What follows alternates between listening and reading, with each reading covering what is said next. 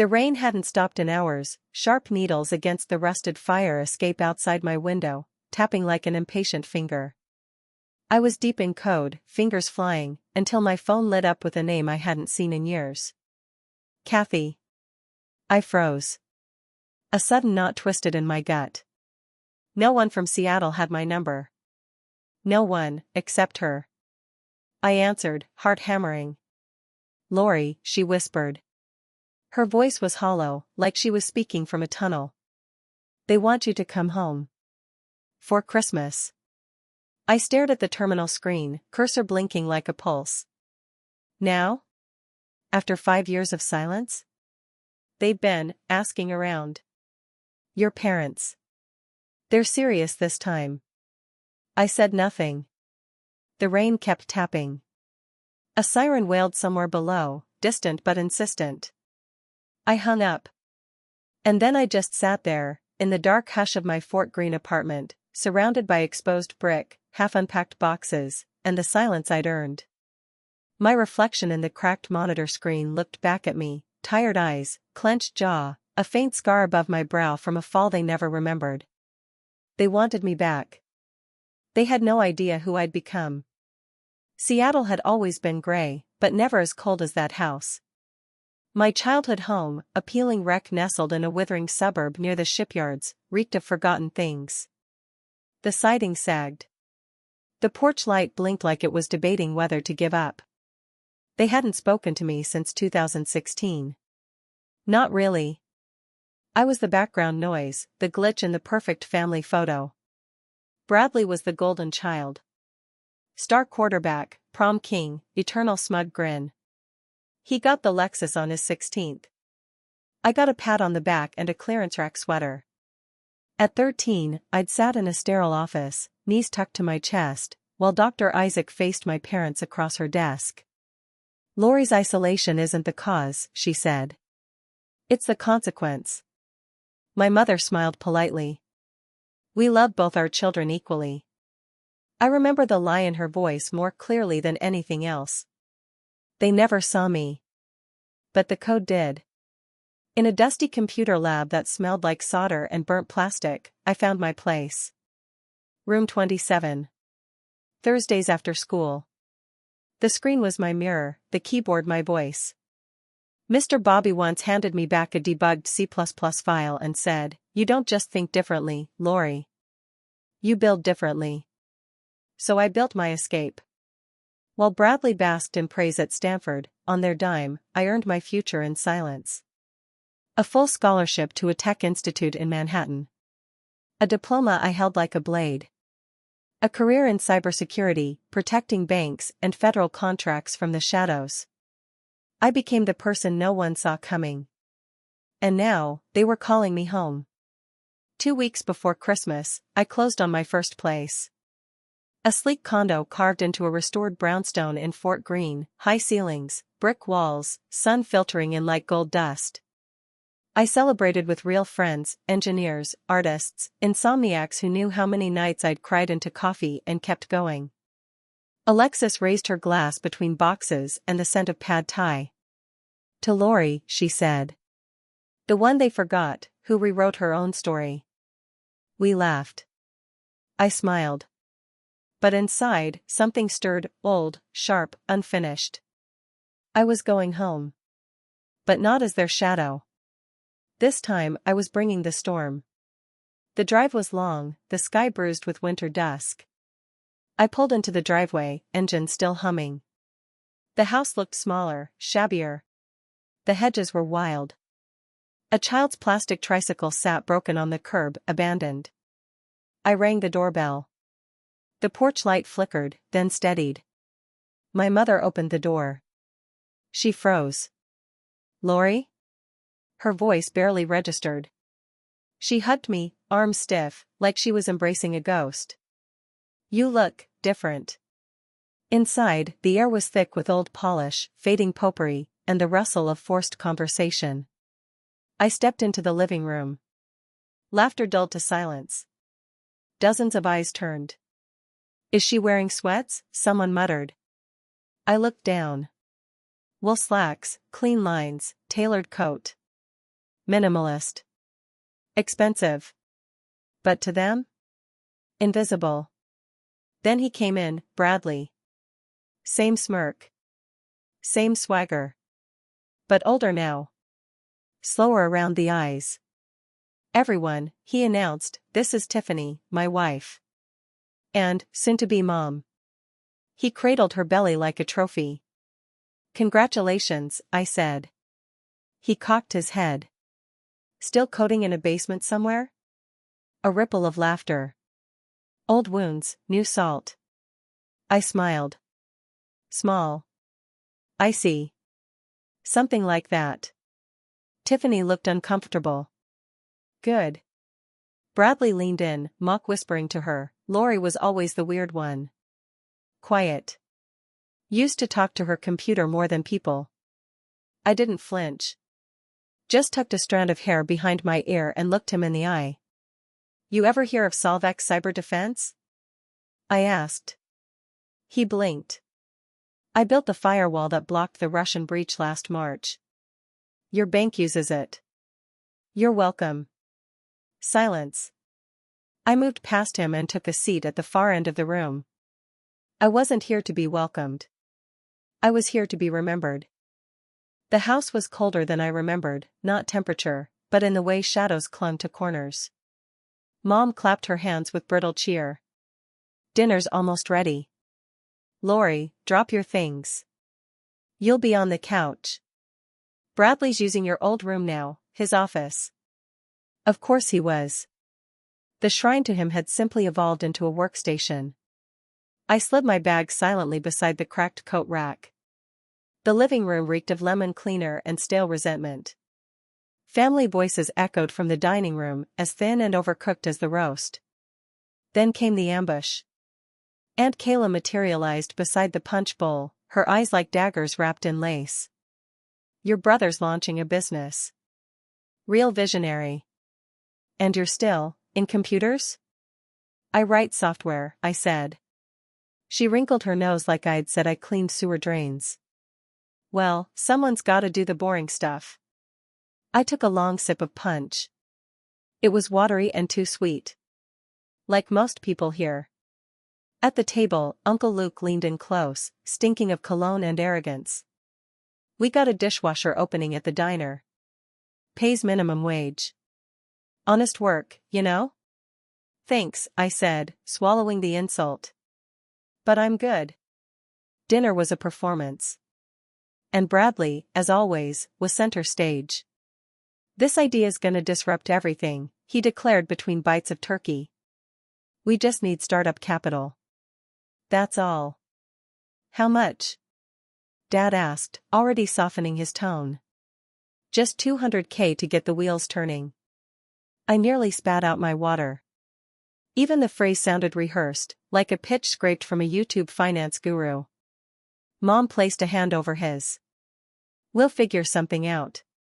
Family sticks together. Except when they don't.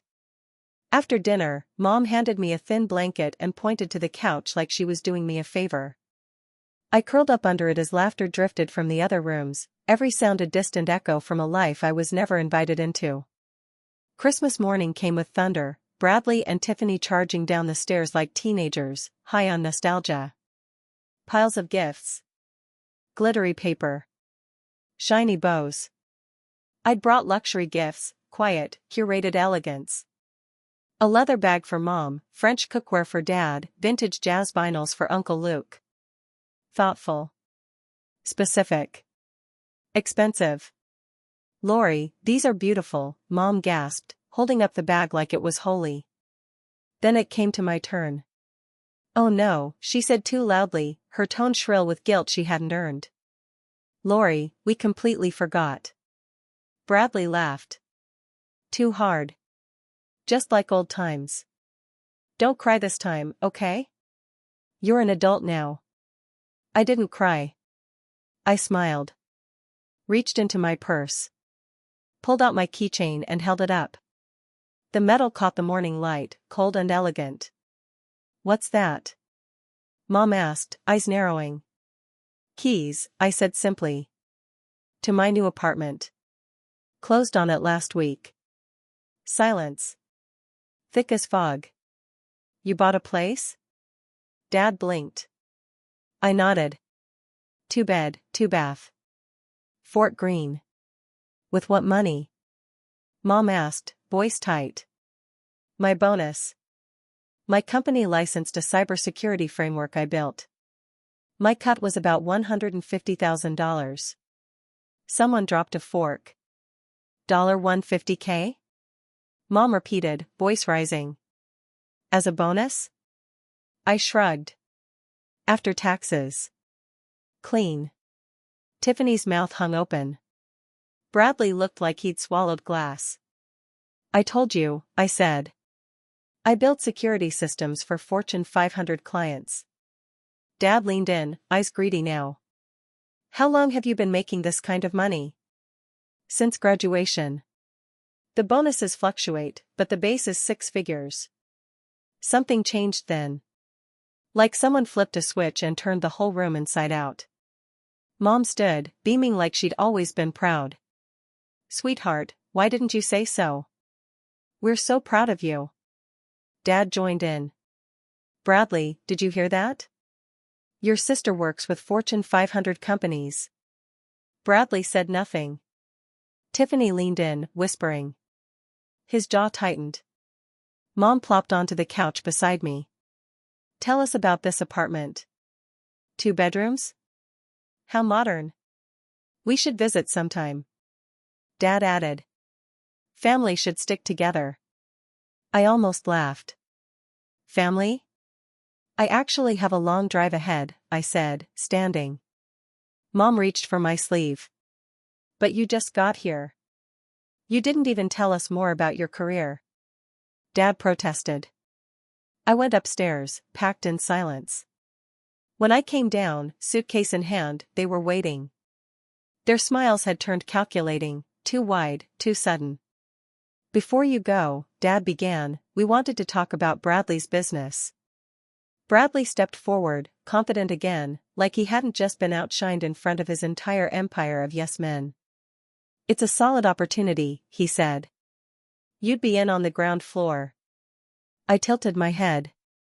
How much? Just $200,000, he said. For you, that's nothing, right? I stared at them. My parents, who once laughed while I was offered a dishwashing job. My brother, who mocked me at every turn. His wife, who'd smirked like she was in on the joke. No, I said. The room cracked. No? Mom snapped. I'm not giving you money. But we're family, Dad insisted. I laughed once, quiet, bitter. Where was family when I was told to find my own way after high school? When you funded Bradley's Stanford degree and handed me nothing but advice to get a job? That was different, Mom said. You had money. For him.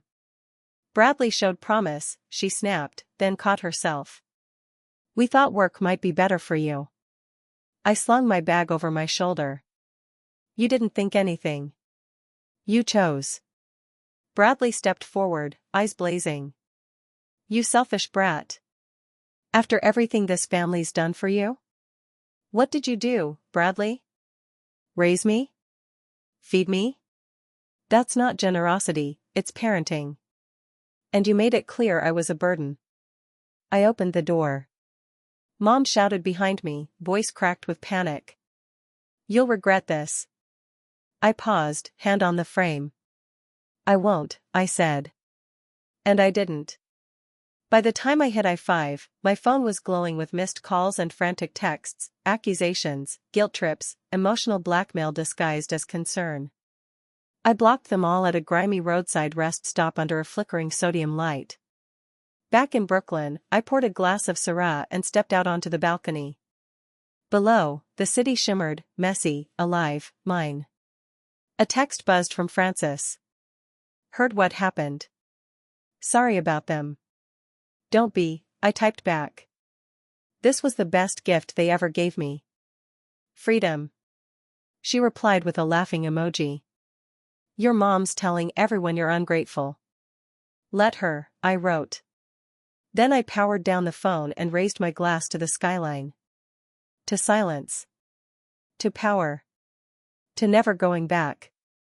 That night, I slept like the dead. No dreams. No tension in my jaw. No phantom echoes of voices telling me I wasn't enough. By morning, my phone was on fire. Not from Bradley. Not from my parents.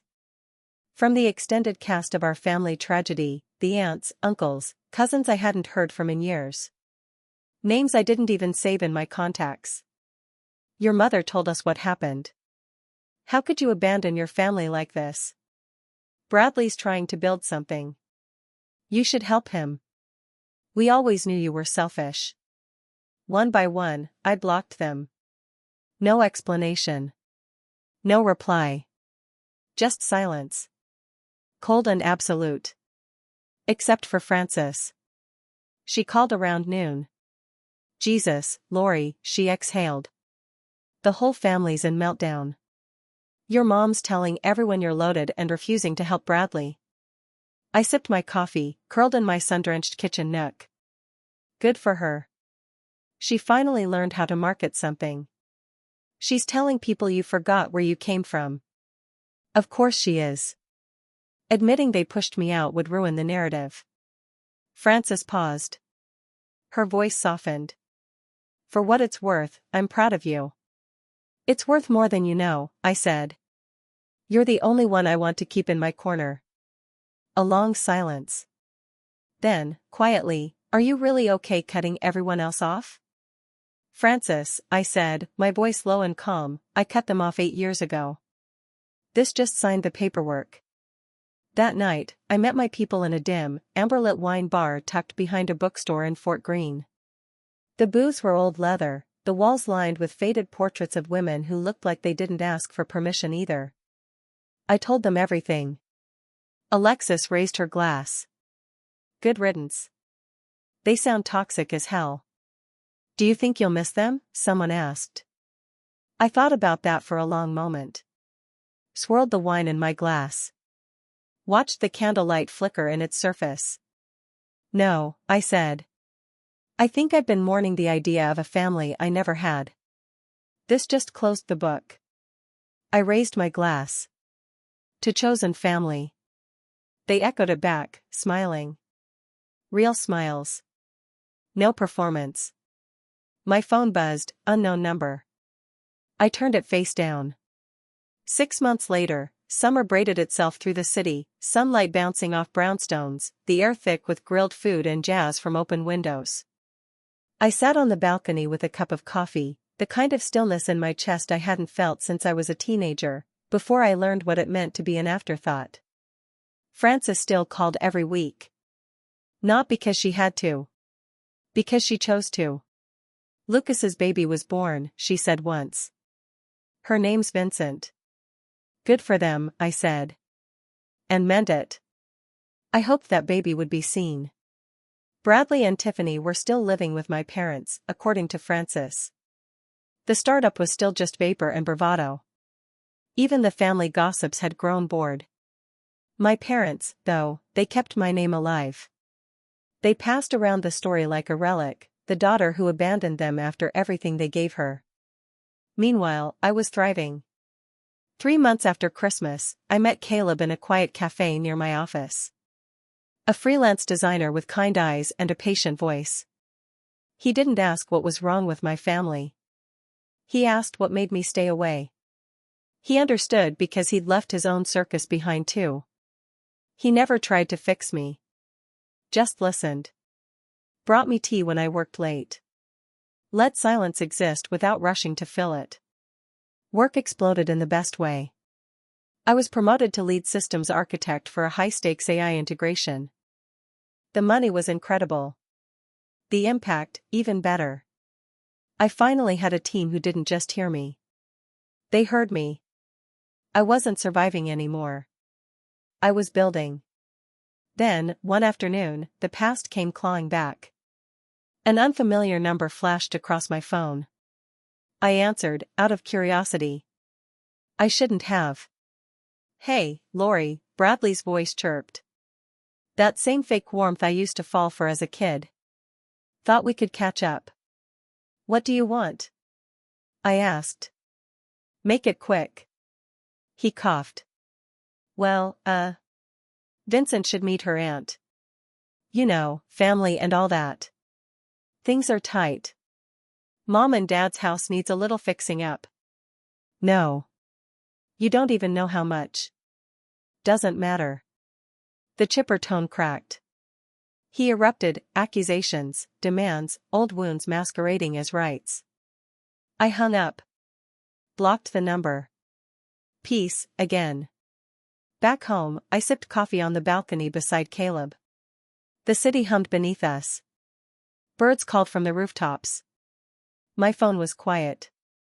Everything they said I'd never have, love, stability, purpose, I had built, brick by brick, from nothing but silence and code. Francis texted a week later. They turned your old room into a nursery. I smiled. Good. That room never felt like mine anyway. This one does. They tried reaching me through second cousins, distant friends, even old classmates. The best was Aunt Kayla's voicemail, laced with martyrdom. Family is forever, Lori. Sure. But choice is power.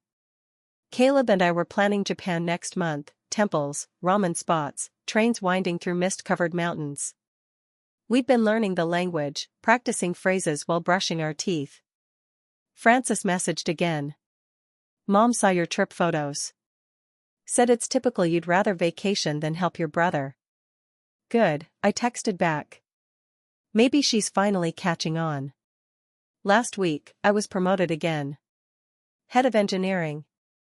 Top 1% salary. Global project lead. My boss shook my hand and said, "You earned this." We celebrated with friends. Alexis clinked her glass and joked, "I bet your mom felt a disturbance in the force when your paycheck hit." Caleb brought out champagne. We drank it barefoot on the balcony. I've been thinking, I told him. Let's buy a house. With a garden. Maybe a dog. My phone buzzed. Another update from Francis. Mom says you must be a drug dealer. I laughed until I cried. Let them write their fiction. I am living my truth. If you've ever felt invisible in your own family, felt like you had to earn love that was never coming, I see you. Drop a comment. Tell me what you walked away from. What you built instead.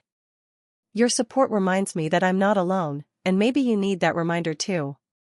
Don't wait for permission to choose yourself. You're not selfish. You're not broken. You're building something stronger than blood. To peace. To freedom.